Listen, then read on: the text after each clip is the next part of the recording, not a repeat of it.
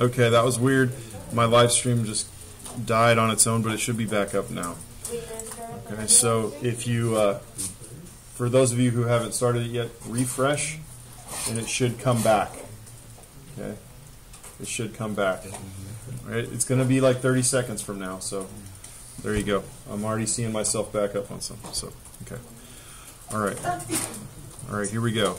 So I'm going to do a while loop inside of a while loop.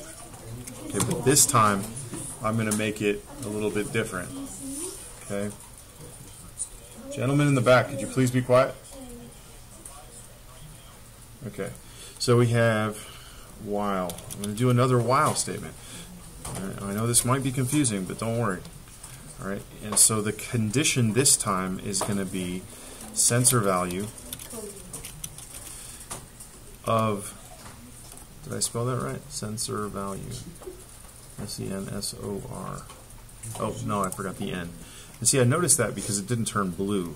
So, you know, if yours doesn't turn blue, it's because the program's not recognizing it as a command.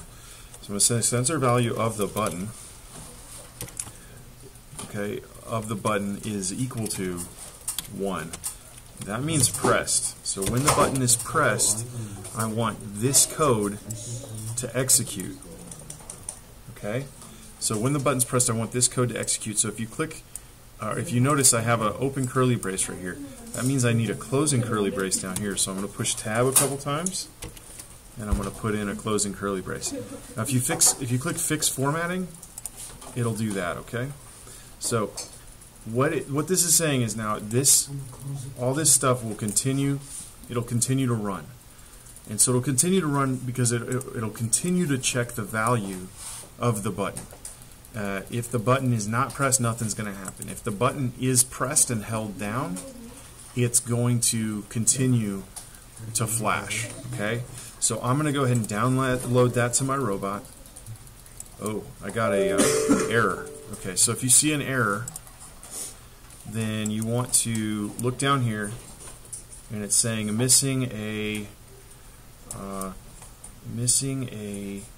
aha, I see what happened. Okay, look, I have an opening parenthesis. I need to have a closing parenthesis here. And so that's a little confusing because now you're going to have parenthesis, right? Oh, no, I'm sorry. I put it in the wrong spot. Here we go. I'm going to say sensor value of the button. So that is all one thing. If it's equal to 1, then I'm going to run this code down here. Okay, so let me see, compile. Okay, so I fixed my error. Download to robot. Alright, and it's downloaded. I'm going to click start.